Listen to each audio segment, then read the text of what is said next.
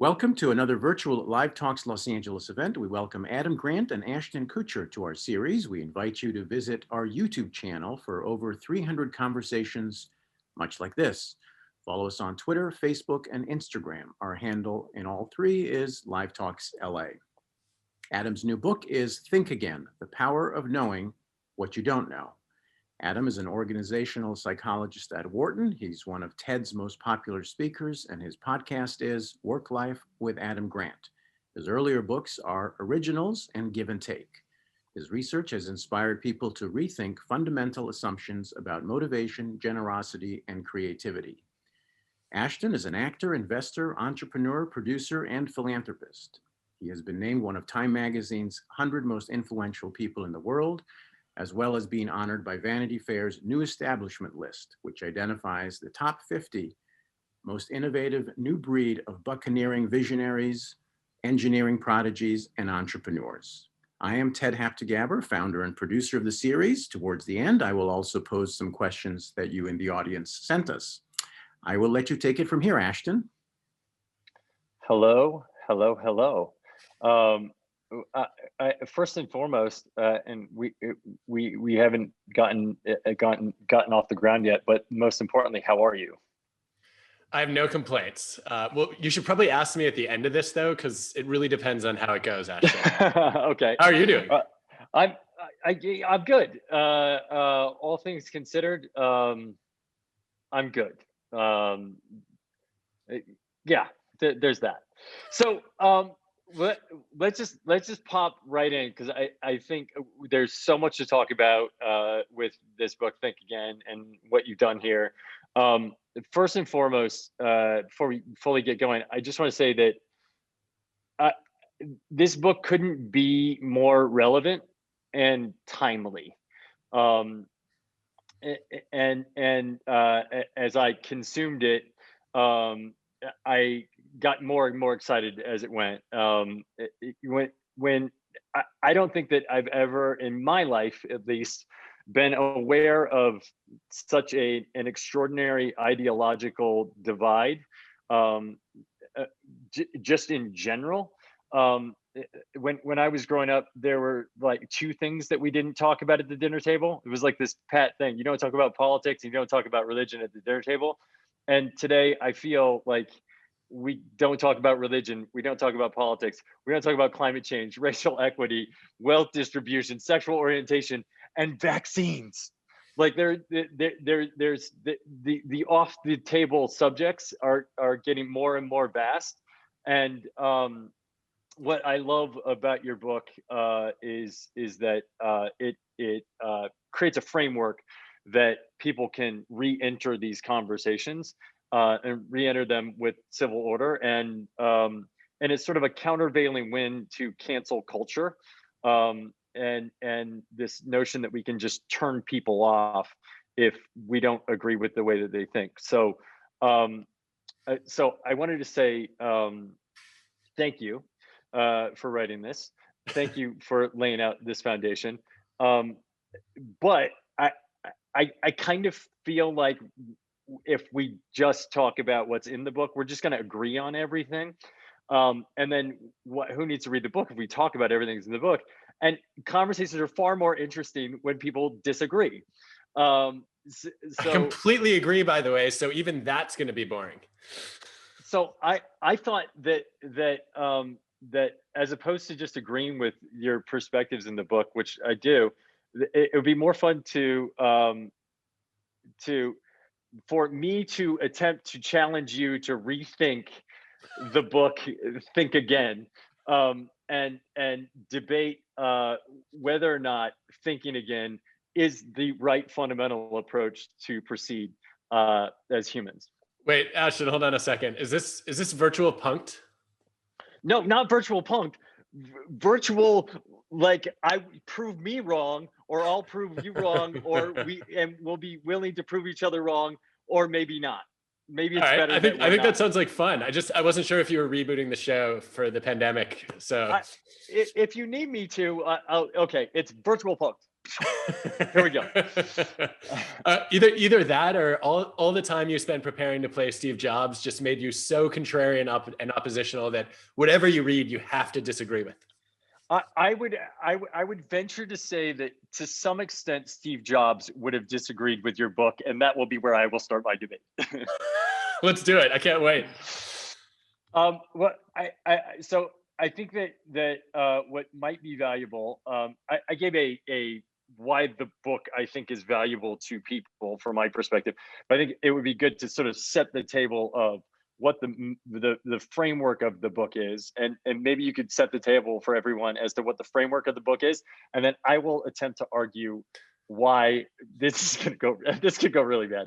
I will attempt to argue why I don't think that framework is a legitimate framework or framework that people should abide by, adhere to, or be ambitious of. That sounds great. And then I'm going to try to get you to rethink your attempt to make me rethink my book about rethinking. Not at all meta. It's there's nothing meta about that. This is going to be like watching the butterfly effect again. Can't wait. So let's start by saying my assumption for a long time was that in general, people who are good thinkers are also good learners. And in some cases, the definition of intelligence is actually the ability to think and learn. And then I started reading all this evidence that as the world changes faster, that it's just as important to be able to rethink and unlearn. And I saw this a lot when I was working with companies where people would say things like, well, that's not the way how we've always done it, or that's not how we do things around here. And I just started thinking, BlackBerry, Blockbuster, Kodak, Sears, right? This does not seem like a safe way to operate. And I ended up getting really curious about why people are so reluctant to rethink and unlearn. And I think one of the mistakes that a lot of us make is we think too often like preachers, prosecutors, and politicians. Preachers, I'm right. Prosecutors, you're wrong. Politicians, basically, you're only right if you're a part of my tribe. And what I want to do is I want to get people to think more like scientists, to say whatever they believe, actually, you know what? Those are just hypotheses.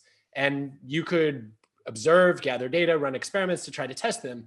And the hope is that that makes you more mentally flexible. And the more you flex, the more likely you are to evolve with the world as opposed to standing still while the world passes you by. And so I have a strong desire to get people to be more comfortable thinking again. I think they'd be more successful at work, happier in life, probably also live with fewer regrets because they would actually reconsider the bad decisions they're about to make, as opposed to escalating their commitment to the wrong direction and then getting stuck on a path. So that's the premise. Okay. This is where I will attempt to be a debater. So I would argue on the other side of that equation that, in fact, this notion of rethinking things that are fundamental foundations in our existence is dangerous. It can lead to a lack of productivity. It can lead to unhappiness and ultimately death. So, wow. My foundation here would be that life, unlike various projects that we put forward, is not a rough draft. It has a finality. It has an end point that is absolute. And we are creating it as we live it. And there's this notion that that somehow where we are now isn't good enough, and that we're trying to attain to something other than that. And this very act of thinking again, rethinking our lives will functionally and ultimately lead to an unhappy, unfulfilled life, a life that is filled with more divorces, because when you get at the apex of relationship dysfunction, you will rethink the relationship altogether and the foundation of what maybe led you to marriage. You'll rethink your friendships. You'll rethink your employment. you'll rethink the very foundation of your belief system with which everything is built on. And I would notion to say that very few people land on their deathbed hoping or wishing that they had a certainty. I would doubt that they would be happy when they get to their deathbed going, yeah, maybe I should rethink my whole fundamental position in life, as opposed to being certain in that their beliefs at that point were sound enough that they had comfort as they moved to some next level. Wow. That would be my countervailing argument. There's a lot there to unpack. Well, let's start with, do you really think that I want you to rethink your relationship with Mila? Well, if what the book is driving, and I appreciate that you're leading with an open-ended question, but with what the book is promoting is that one rethinks and experiments and thinks scientifically about the variable decisions that they have made and the things that they believe to be concrete entities in their existence. If that is the notion of what the book is proposing, I would say very much so. Yes, you are actually wanting me to rethink my relationship with my own personal contrarian.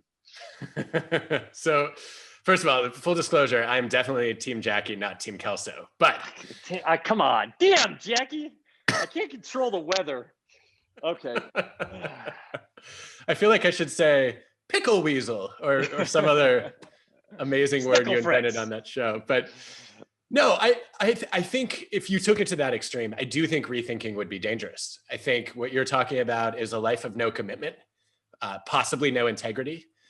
You're also probably talking about a life of constant analysis paralysis. And I don't want that. I don't want to recommend it to anyone else. I think there's probably more reasonable rethinking that we could all do though. So, if you and Mila, if we take that as an example, were to say, all right, let's have a checkup twice a year. And let's figure out, how's our relationship going? Are there changes we might want to make in the way that we communicate, or the way that we raise our kids, or the way that we decide to collaborate on Super Bowl commercials, right? That seems like it could be a productive conversation to have, because so often we get into a habit of just interacting in a certain way. And we don't really question it. We don't stop to reflect on it and analyze it. And also, we often get locked into our early ideas of who we are and who our partners are. And so what I'm wondering about is something much more modest, which is, you don't have to completely change your mind on the love of your life or the projects that you're passionate about, right? But are there ways that you could tinker on the margins and find opportunities to improve them for both of your benefit? Are you against that, Ashton? Really? So we agree that you've already conceded that that rethinking your sort of major life fundamental choices probably not a good idea,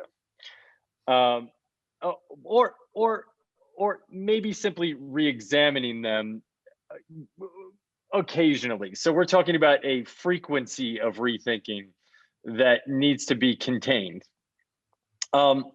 And you said something in the beginning, which is most of the smart people or deep thinkers that you didn't say smart people, you said most of the great thinkers that often re-examine and are experimentational in their life. But it just purely statistically, at least 50% of the population aren't in the 50% of great thinkers in the world.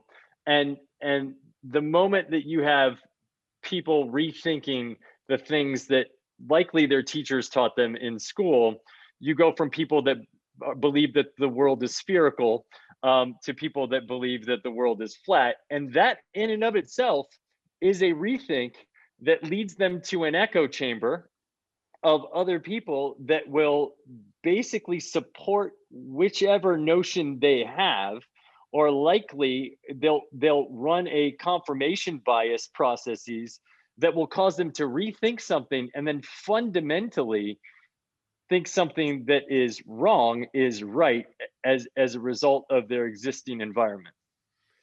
Yeah, I think you're right. I think that could happen if people are just randomly rethinking without any quality standards, right? I don't want anyone to do that. I want people to pay attention to the credibility of the sources and the evidence that they weigh, and to change their minds when they find more accurate facts or more compelling arguments. And obviously, we're living in a world where it is extremely difficult to get anybody on the same page about what's true. And so we obviously have an uphill battle there in some ways. But I think that more rethinking is probably better than less, right? So if you say my identity is anchored in always believing what I used to believe, then my odds of being able to get you to change your mind in a good direction or toward the truth are pretty low, right? Whereas if you say, you know what, I see myself as somebody who's committed to flexibility, who's interested in learning and growing and evolving what I believe, then even if you end up going down a really bad rabbit hole, there's a better chance that I could rescue you from it, or maybe you could rescue yourself from it. And that actually brings up something I wanted to raise with you. So, I mean, honestly, Ashton. Sorry, let me try that again. Honestly, Ashton, I wrote a whole book on the case for rethinking, and if you don't buy it yet, there's really nothing I can say that's going to change your mind. But I do know someone who might be able to change your mind. I came across this quote recently. The quote is, "The only thing that provided me with an opportunity to be where I am today was a willingness to throw out the master plan." That was Ashton Kutcher, May 2020, commencement speech at Iowa. Your whole speech was about rethinking your plan. So why are you rethinking that? I'm not, in fact, rethinking about it. The master plan reference was to me. The thing that made me able to be in the position where I am today was my willingness to throw out the master plan, my willingness to rethink. What you're proposing is that everyone does that. And and and I think it's not only dangerous, as we've agreed now that this isn't for everyone and it's not for the major decisions in our life. I, I want to actually move to that quadrant of individuals that it maybe is for people who are very adept at rethinking, people who have environments and surroundings that support deep thinking, rethinking, and support it with high quality scientific data. Okay, before we do that, I just want to clarify one thing, which is I'm not actually sure we agree that this is not for major decisions. Just because I don't think you shouldn't rethink every decision you make doesn't mean I think you should rethink none, right? So I would say if you're in an abusive relationship, if you're in a miserable job, it's worth just pausing and saying, look, is this what I want today? As opposed to just, okay, let me stay the course and fall in some kind of deeper hole. I think we all have a responsibility to ask ourselves, am I the person that I once was when I made this commitment to this person or to this job or to this culture? And the answer may well be no, but I think you put it well earlier when you said there's an optimal frequency, and I don't want people to do too much of it, right? So you can do a lot of rethinking. You called it even re-examining without ultimately changing your mind. And I think, interestingly, one of the things that happens is, we know this from the psychology of cognitive dissonance, when people start to rethink things and then they decide to stick with the direction they were originally going, they actually have more conviction in it, right? So it's not inherently bad to rethink a relationship or a job, because if ultimately you decide you have a bunch of compelling reasons to stick around, you're going to be that much more invested than you were before. I hate it when you're right, Adam. I don't like it either. I wrote a whole chapter about the joy of being wrong. I mean, really hoping you would give me that joy. All you're doing in this conversation is trying to be right, and you're not even enjoying being wrong. This is virtually impossible to do, right? But I'm going to keep going down the rabbit hole. I like the rabbit hole. I do want to quote you though, because you said something else that I think was really relevant here. You said, even if you think you know who you are right now, you're probably wrong, because You're not who everyone else thinks that you are. In fact, you're probably not who you think you are, and your life will definitely not go as planned.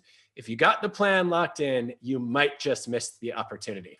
And that's exactly what I'm getting at here, right? To say, okay, you don't have to never have a plan, but you also don't want to be too attached to one plan, right? We want some flexibility there.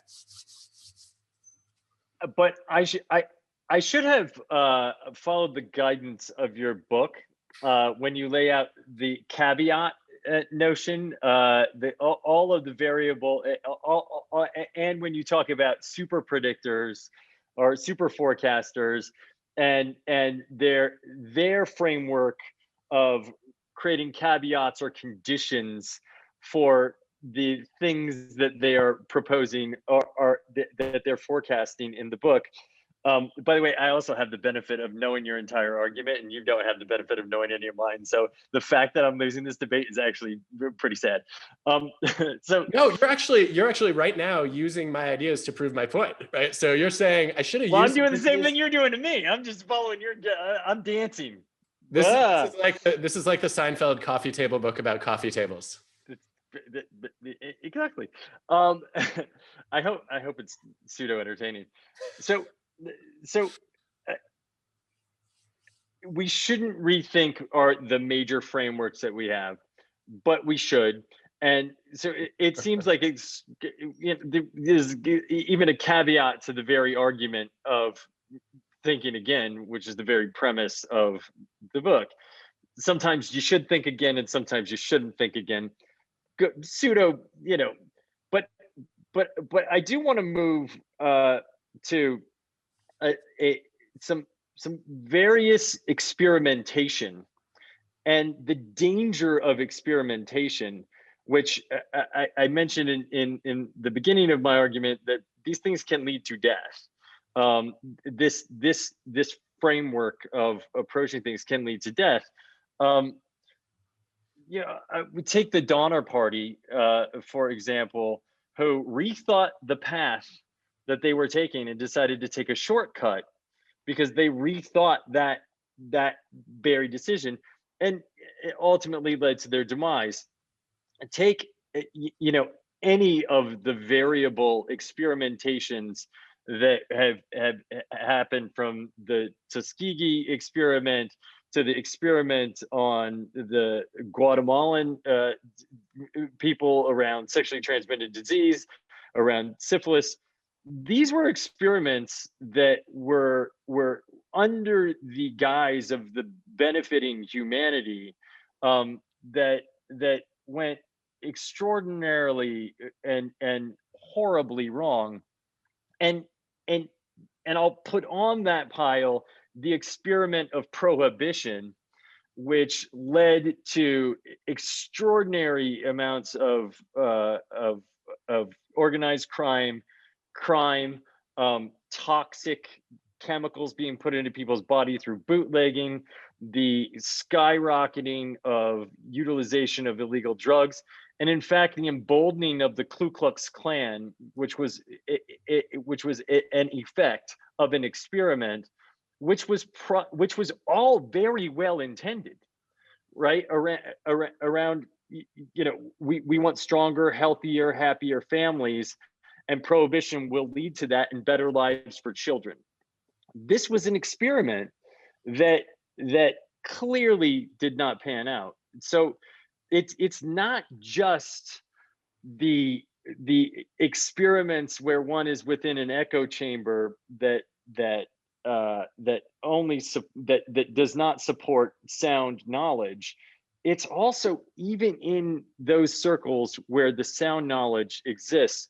So I'm curious, when in those scenarios do you believe that thinking again is probably not the right approach? It's so interesting, Ashton, that you chose those examples, because as I hear you talk about the Ku Klux Klan, or even just some of the basics around prohibition, to me those are failures to rethink, right? So at some point we should have opened our minds to the possibility that we shouldn't hate people based on the color of their skin, right? Or that maybe holding prejudice against a whole group of people doesn't make any sense at all.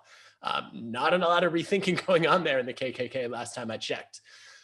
Similarly, prohibition, the last thing that a serious rethinker does, somebody who's committed to thinking like a scientist as opposed to a preacher, prosecutor, or politician, would be to just say, you know what, let's come up with a national policy without doing a whole bunch of small experiments first, and then let's gather data. What happens if we take alcohol out of one small community?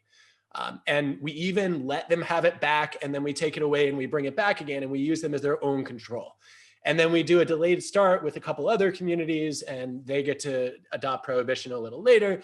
Let's see what the consequences are for families, for health, for crime, and some of these outcomes that you mentioned. And so I guess when I think about rethinking, I think it's about recognizing that going in, you can't just implement a large scale policy, right? You can't just justify, well, we're going to do experiments in the name of science. You actually have to generate some initial science that shows promising effects. And ideally doesn't hurt the people who are part of the experiments before you start to scale them. It's a little bit like a startup saying, all right, you know what? We think we've got a pretty cool, product. Let's force 1 million people or 1 billion people to adopt it, as opposed to testing out a minimum viable product first. And I don't know, I didn't see a whole minimum viable prohibition before the policy went. So to me, that's a lack of rethinking, not a failure of rethinking. Does that make sense?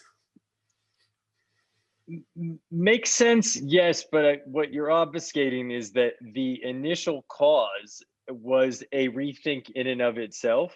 And so now we've narrowed the sphere of where rethinking is valuable even further. And at an organizational level, you talked about, internal experiments. And I would argue that oftentimes companies at large, scientific communities try to experiment and think again too many things at one time. And as a result of them thinking again multiple things at one time, they fail to truly rethink anything. And it ultimately leads to cultural upheaval within companies, insubordinates, and lack of productivity. I think that's a really good point. I think I'm now rethinking whether I should have had a chapter on how to avoid a culture that basically throws the baby out with the bathwater every time somebody has a new idea, or launches products or strategies that are flavors of the month, as opposed to showing any kind of consistency and commitment about what their standards are and what they deliver. I think I've watched more organizations fail by doing the opposite, though, than I have that. So I've watched more organizations get stuck in groupthink and not question themselves, and then they get vulnerable to disruption. I think most of the startups that you've invested in, right, have succeeded because of that, because of how especially large organizations tend to become bureaucracies and how resistant they are to change. And so I guess this goes back to the idea that there's a curve here. And I think that too many people and too many groups and too many companies are too far to the left of that curve. And I want to say, look, I want you to have the mental flexibility, the curiosity, the doubt, the humility to realize that a lot of your commitments may or may not make sense. That doesn't mean you have to abandon them all at once, right? Maybe one experiment at a time or 3 or 4 experiments at a time is better than 900. But I worry that most of the pressures in the world are towards stability, right? Most CEOs are incentivized to maximize short-term profits and worry about quarterly earnings or returns. That means it's much easier to milk an existing product that's successful than it is to take a risk, roll the dice, and try something new. And so I just want to nudge people a little bit, and maybe even nudge is too strong. I just want to invite people to ask, okay, are there assumptions I'm making that I should be questioning? And I wish some of the world had done that before the pandemic, right? I remember sharing in my Granted newsletter in fall of 2017, some rigorous experimental evidence that when people were randomly assigned to work from home, they got more productive and they were also less likely to quit. How many companies even let people work from home for a day or two a week after seeing those data? By my count, 0. And to me, that was a missed opportunity for unlearning and rethinking. And all those companies lost a 2-year head start on what this pandemic forced us to all do from a rethinking standpoint. So I just want a little more openness to questioning, to trial and error, to experimentation, as opposed to saying, yeah, you know what? Nothing you believe is true. You should definitely hit the reset button every 4 minutes, and good luck accomplishing anything. So what you're saying is that this isn't a black or white idea. There are a bunch of shades of gray relative to, and conditions relative to what it is that we should be rethinking, and when we should rethink the idea of even thinking again, which it is somewhat obviously it's in your book. I just stole that from Adam Grant. Just and once again, I'm stealing your argument. Yeah, no, I love how you're using chapter 8 to help my case. This is perfect. Just trying to. Is it chapter 8? Let me check. But I would say I think there is a myriad of shades of gray, and just as an investor, I've so often seen companies try to reinvent every wheel, and reinvention and disruption is fantastic. But if you ever try to sit on a one-legged stool, it tips over pretty easily. And so when one's unearthing an aspect of their company, hopefully it's that which is at the very core of their company. They don't need to reinvent payroll, reinvent benefits, unless you're a payroll company or a benefits company. You don't need to reinvent the entire ecosystem that actually stands it up. And in fact, the only way that we'll ever reach Mars is by standing on the shoulders of those who reached the moon. And so, but your argument would be, well, they only reach the moon, and you won't reach Mars unless you rethink the fundamentals of how to get to Mars versus how to get to the moon.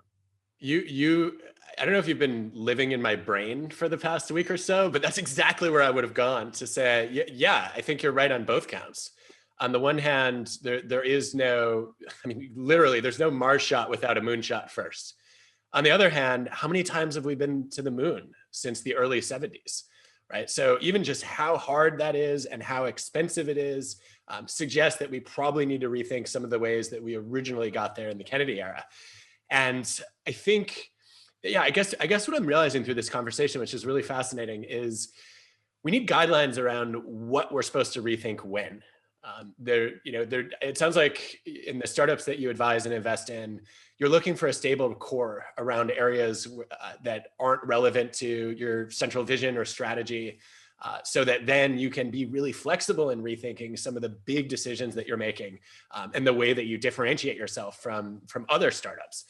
And that seems like an interesting place to start. And so I wonder if there's one of the things that I'm now rethinking from the book is I remember saying, look, don't make your beliefs or your opinions part of your identity. Make your values part of your identity. And that way, if you have stable values, you can be flexible in learning different ways of fulfilling or expressing those values. Now, what I'm wondering is, well, should I have some values that are more fixed and others that are more flexible, so that I have some DNA that sticks, but also at some point, if I was a company that was, I guess this is your argument, if I was founded on disruptive innovation, and now all of a sudden my challenge is scaling, I might need to adopt a value of execution in order to be effective in making my mission a reality. Is that where you're going? Because I think it's right, and it's a little bit of a rethink for me. It is where I'm going, but I would sort of encompass it into maybe a larger point that I've found to be fundamental in my thinking and or rethinking, which is I had a teacher a while, maybe a decade ago, said to me, life is just about turning the things you think into things you believe, and the things you believe into things you know. And and and I think that there's a the this book lives between think and believe, but it doesn't make the leap to know. And and it's okay and powerful to live a life of experimentation that leads you to things that you know, and those things that you know can become a comforting framework for you to have the liberty to oscillate between the things that you think and believe. But the minute you lose the things that you know, you, it's almost like the Maslow's hierarchy of needs of mental health, that the minute you lose the foundation of the things you know, you won't have the capacity to oscillate between the things that you think and believe, because you're going to be so desperate to turn the things that you believe into things that you know, that you can't get far enough upstream. That is fascinating and profound, I think.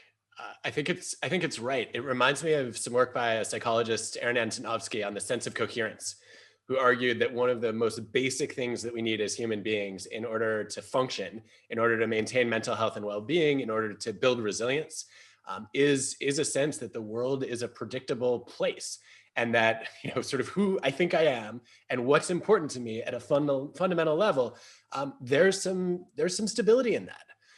And I think you're right that without that, it's pretty easy to get lost and become unmoored.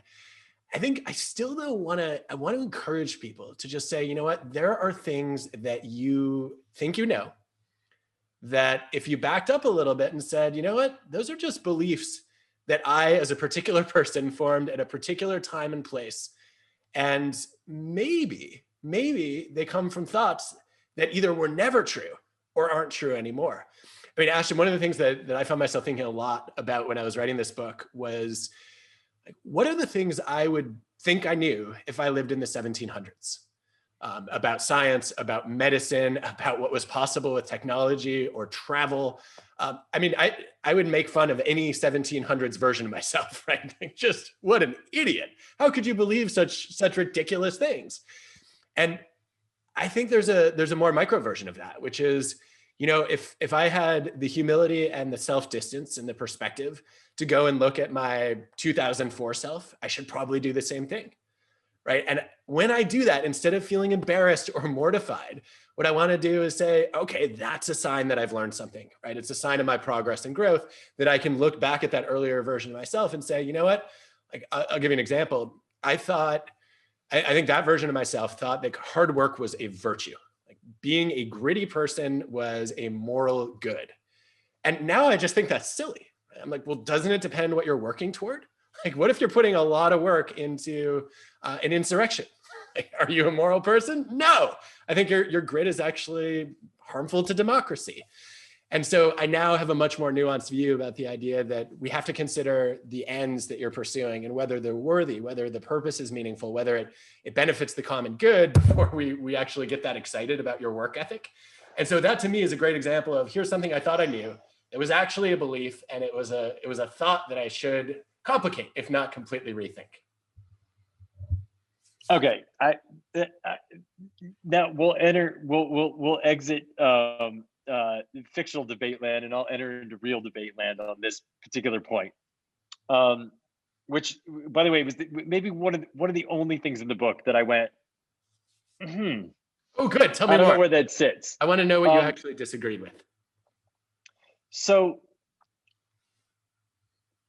I believe that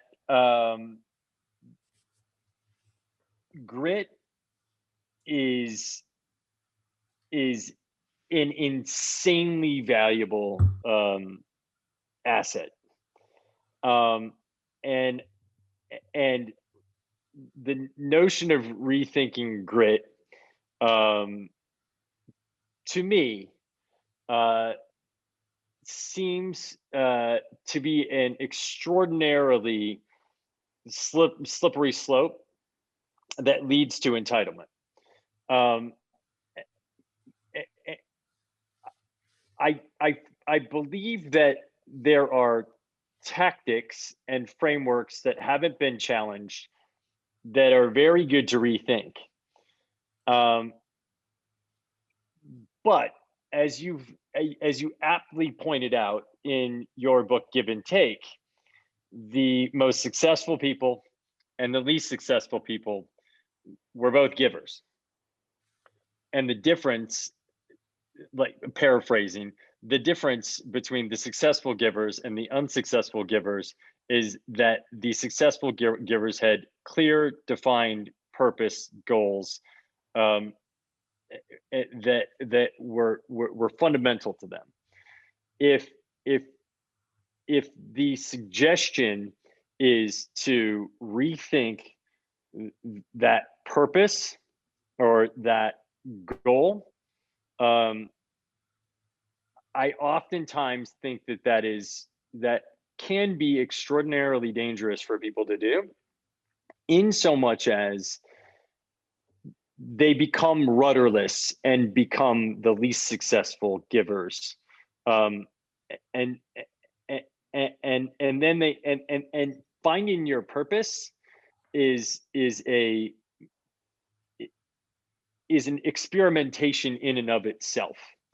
And unless you have the grit and drive to pursue full bore the purpose that you believe to be your purpose, and then realize that it is not, you will never know whether or not it was. And you may always end up questioning whether or not it was by shifting gears and rethinking it. Yeah. Well, first of all, is this what it feels like to have someone quote you to you? Because that is a terrible thing to do to someone. Who would ever do that? Who would ever recommend such a thing? It's just unconscionable. It's what's the Shakespeare term for it? Hoist with your own petard. You're right. I think that there's this tricky, it's like a tightrope walk, right? Because we know there's some work in psychology showing that when people are searching for a calling, they often feel anxious and confused and sometimes even depressed because they don't have that rudder you're talking about. And when they find their calling, or what they experience as, either their purpose or what they were meant to do or what really gives them meaning and joy, then a lot of those negative experiences go away. But then there's also that danger that they get too attached to this thing they thought was their calling but wasn't, right? And from the book, there's some evidence that musicians, and I bet you've seen this with actors a lot, right? How many struggling actors are there in New York and LA who are absolutely laser focused on this purpose of becoming the next Ashton, and at some point have to realize they don't have the combination of hard work, talent, and luck that it's going to take to get them there, and now need to be questioning that purpose, right? It's such a tricky balance, because if you never find that purpose to begin with, then obviously your motivation suffers. If you get too hyper focused on it, then we end up with all this rigidity, and people might waste years, might go hungry or homeless, right? Without a viable plan to support themselves. And so I'm always trying to figure out, how do we help people know whether they're on a path that actually could be viable or not? I think it fundamentally comes down to defining purpose. And if the defining paradigm of your personal purpose is that which you get as opposed to that which you can give, you will functionally always be in search of purpose. But oftentimes, I think people find their purpose of that which they can give through a pursuit of a purpose of that which they can receive, and which and the point that I struggle with in Think Again that you make around grit is that I think it's very easy for people who have confidence in their personal success to preach about it doesn't have to be hard work to get there, because almost every person that I have heard talk about that had a period of their life that was an extraordinary sprint where so much was sacrificed to achieve that position that allows them the benefit to be able to say, it's not about working hard, it's about working smart, or it's not, it's about getting X amount of sleep. And not every one of them sacrificed sleep, every one of them worked hard. Yeah. And well, I shouldn't say everyone, but the vast majority worked hard. And so and and I find you to be an extraordinarily aspirational person, and your works have consistently caused me to be aspirational. And I would hate for aspirational people that are reading this work to find that fundamental and go, okay, wait, maybe I need to rethink working hard, um, because I and maybe I need to rethink my rethinking of working hard, but that was, it raised the flag for me. Yeah, no, I think that's a compelling point. I think what I mean to get across for people is that uh, it's hard to argue with the value of hard work, right? And I think that, probably varying degrees of it are important in various fields, right? If you look at, there's a Hambrick et al. Meta-analysis of deliberate practice studies showing that deliberate practice is much more important, sort of the proverbial 10,000 hours, in domains where you actually have control over your expertise, like fields where you're accumulating a lot of knowledge, let's say in the sciences, for example, than it is in sports, where there are real limitations to your natural ability, right? But I don't think you're going to find anybody who's going to say, yeah, I made it to the top and I can also stay on top by being really lazy. So it's got to be a both and, not either or proposition, right? You want to work hard and you want to work smart. What I want people to question, though, is something that you just referenced, which is sacrifice. I think there's no question that we all make sacrifices to pursue our values and to achieve our goals. And I think what I've seen too many, and I see this with my former students a lot, right? Students who graduated 5-10 years ago have said, you know what, I spent too many years sacrificing other principles that were important to me for a career that I don't even want to be in anymore. And I could have figured that out a lot sooner if I had been a little bit more open to rethinking my, I guess in a lot of cases, they got seduced by the status of the profession, right? They fell in love with the prestige of being on Wall Street or of being in tech. And instead of pausing after, the first 2 years in the job to say, well, maybe I could redirect my hard work somewhere else and take the skills that I've learned and actually, have a little bit more of the life I want and also make more of the contribution I want if I pivot a little bit. In many cases, they waited 5 or 10 years to do that rethinking. And that to me seems like a missed opportunity. So I don't want anyone to pull back on their hard work, right? I just want to ask, is this sacrifice worth it? And are you actually pursuing a set of higher values when you're giving up what might be your well-being or your time? Yeah. I should have written that, right? You know what? You did. I think you did. But I guess the only reason it raised the flag for me is that the room for misinterpretation, it felt like it was there somewhat, and it feels important to me to reaffirm what you just said. I think that's an excellent note, and that's why you're part of my challenge network, whether you know it or not. But I was going to use my final fake argument, which was from research from Bronnie Ware, who was the nursing home facilitator that interviewed people on their deathbed and asked them what they wished that they had done. And one of her points is that most people wish they hadn't worked so hard.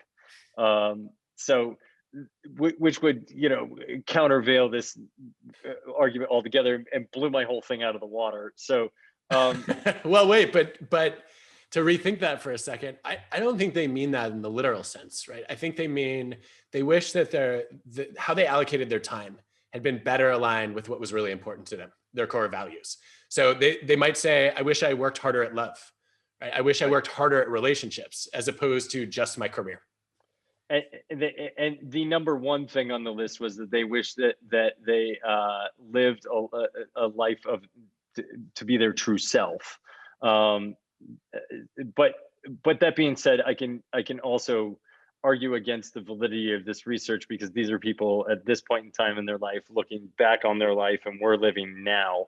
But consistently and constantly rethinking and thinking again about everything that we do has us constantly living either in the future for the outcome that we're wanting, or in the past for the things that we have done. And oftentimes it's really beautiful to just be here now. And I wanted to say thank you for allowing me to be here now with you having this discussion. Oh, thank you, Ashton. I think that you have over-delivered on being a giver here. I really appreciate you taking the time to read the book, to rethink a lot of the premise, to challenge me to rethink it. And I learned a bunch, which wouldn't have happened if we just talked through the ideas that are already in the book. So I'm grateful for that. And I hope you didn't regret it. I regret nothing of this, caveat. Important caveat. It's super valuable caveat. I had a great time. Thank you for keeping me on the edge of my seat. I swallowed this book whole, and just like most of your books. So I really appreciate it, and I'm honestly honored to have this debate with you. Even though it was a dastardly attempt on my side. No, it was fun. Do we have audience questions too? Yeah, we do have some audience questions. Thanks, Ashton. All right, here's a couple. A lady says, I feel like people in certain professions are not allowed to be rethinkers, like politicians and CEOs. The minute they rethink, they're castigated as being weak or having changed their opinion. And the specific example she cites is Dr. Fauci with regard to masks. And she says, I assume he would have been perfect to make a decision to wear masks or not wearing masks, because that would have assumed we know all the facts, yet the facts are evolving and changing. So how do you convince people, politicians, or people in such professions to be open to rethinking? And at the same time, how do you convince those of us in the public to be accepting of these people rethinking? I think the starting point, and it's not an end point, is to distinguish between two things. The first thing is flip-flopping. The second one is learning. Right? On the surface, they often look like the same thing, but they're not. Flip-flopping is, okay, I changed my mind because I'm trying to win somebody's approval. I'm basically politicking, right? I'm campaigning, I'm lobbying, I'm trying to cater to what somebody wants me to say. Learning is, I actually accumulated or assimilated new information into my head. It allowed me to update what I think might be true. And based on the best evidence or the most compelling consensus of experts in the absence of evidence, I now have a different view than I had before. I think what we need to do is we need to hold up examples like Dr. Fauci as exemplars of rethinking, right? When he said, I initially advised against wearing masks, said it was unnecessary, I was wrong. The evidence is clear that airborne spread can be at least limited and contained to some extent by wearing masks.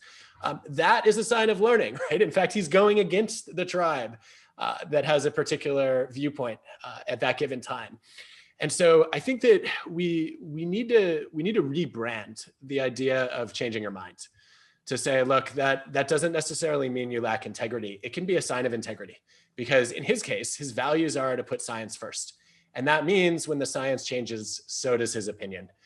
And I don't think that's an easy idea for people to grasp, but I think it's one we ought to start teaching in elementary school. I know at dinner with our kids, right? One of the first things that Allison and I will do is we have myth busting discussions.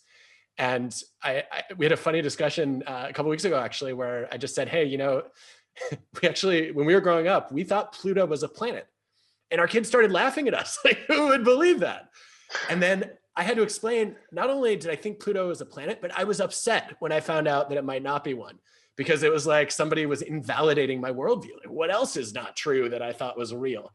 And I think taking those moments as a thrill, as a source of discovery, as a sign of progress, I think that's something we need to do, in schools. I think we need to do it in workplaces. I think we need to do it in politics and communities, but it's not an easy task. Ashton, what would you add there?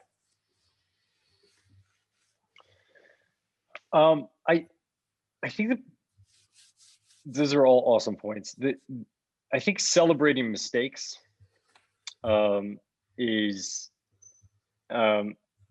especially a mistake that is instantly followed by a I was wrong. The number of times I witness children and adults be admonished and fired, grounded, put in timeout for making a mistake, it starts to build and generate a psychology that mistakes are wrong and bad, and it's bad to be wrong. When in fact, if a mistake followed by an acknowledgement of the mistake and a rethink is there, that should be celebrated to no end. And I also think that a lot of leaders fail to be willing to say, I don't know. Like just functionally fail to be willing to say, I don't know, and see the power of I don't know. Because I don't know, it is fundamental to, it is the first palette, it's the paper that ideas are written on. It is the pen. I don't know is fundamental to be willing to learn. And because we have so many leaders that are not willing to not know, we continue to propagate this notion that the all-knowing people are the most powerful or smartest or best. And so I think examples of that, and then actually being willing to look at someone, even if you hate them, when they've made a mistake, or when they've come to it, admitted that they were wrong, celebrating it, which I think is really hard for people to do. Next question, gentleman says, for a while I have this notion I call the certainty of no, and how easy it is for people to say something isn't, something is not, or just flat out say no to something versus maybe or yes. How do we help people rethink that? Okay, this is an easy one, and I know we need to give shorter answers based on the clock ticking. I would say this is the perfect time to join a forecasting tournament. If you go to Good Judgment, they have open tournaments. You get to predict major world events, like is the Euro going to go up or down? Who's going to win the next World Cup? And in addition to making your prediction, you have to put a confidence interval around it. And then you get scored on how accurate you are, but also whether you're well calibrated. So were you confident when you were right, but uncertain when you were wrong? And I think the habit it builds when you do this forecasting, and especially when you get to compare your forecast to what super forecasters do, is you get this habit of saying, well, let me put a confidence interval around my own judgment. Like when I say something is probable, do I mean it's 60% likely? Do I mean it's 82% likely? And making that distinction is actually critical. More on that in chapter 3 for anybody who wants it. I would say that functionally re-examining how you evaluate time changes the process that leads to no's. It's because no's don't take time, yeses do. And when you see time as something that is taken, suddenly no's become much more confident and much easier, as opposed to seeing time as something that is given. Then you're willing to examine no's. which will take time. Two more questions. Social media is where lots of people have let their position be known. How do we convince people to rethink a position if the medium of doing so is social media? Well, Ashton, you helped Twitter take off. What do you think about this one? So I think all of these platforms should build reputation scores for people, and that should be an underlying fundamental of these social platforms. So that's a platform engineering constraint, and very hard to do given how they're currently built. But one of the things, I have a particular tweet, and I'm not going to say what it is because I don't like to broadcast it, but I have a particular tweet that I posted 5 years ago that every couple months goes into recirculation with people attempting to use it against me and base my identity on that tweet. The easiest thing in the world for me to do would be to just delete it so it doesn't continue to go into circulation. And it's a thought that I have rethought and rethought the way I said what I said and understand why it's being used against me. But as opposed to deleting it, I leave it there to remind myself that the idea I had today, 5 years from now, I may need to revisit, and ultimately, it is a valuable reminder that is cyclical, and yeah, I think all this fundamentally just comes down to the golden rule of do unto others as you want done to you, because someday your ideas will be 5 years old as well. I love that. The only thing I would add is I think a reputation score for me would be amazing, especially if we gave people credit for admitting when they were wrong and then updating accordingly. And I think one place we can start on that is not to just follow people who agree with our conclusions, right? But actually to follow people and like pages where we respect the integrity of somebody's thought process and know that we might not land at the same answer, but we like the rigor with which they explore questions. And I've been doing a lot more of that since I started writing Think Again, and I've confronted a lot more ideas that challenge my thinking, which I see as part of my learning process. Sometimes I change my mind. Other times I at least understand a different point of view better. And I think we should all understand multiple points of view on most things in our lives. And our final question, Adam, a lot is said, and with many of us working from home, a pandemic is an interesting time to revisit this. A lot is said about the value of camaraderie and quote unquote, the water cooler in the workplace. How much does all of that really contribute to productivity? Well, we don't know. I don't know.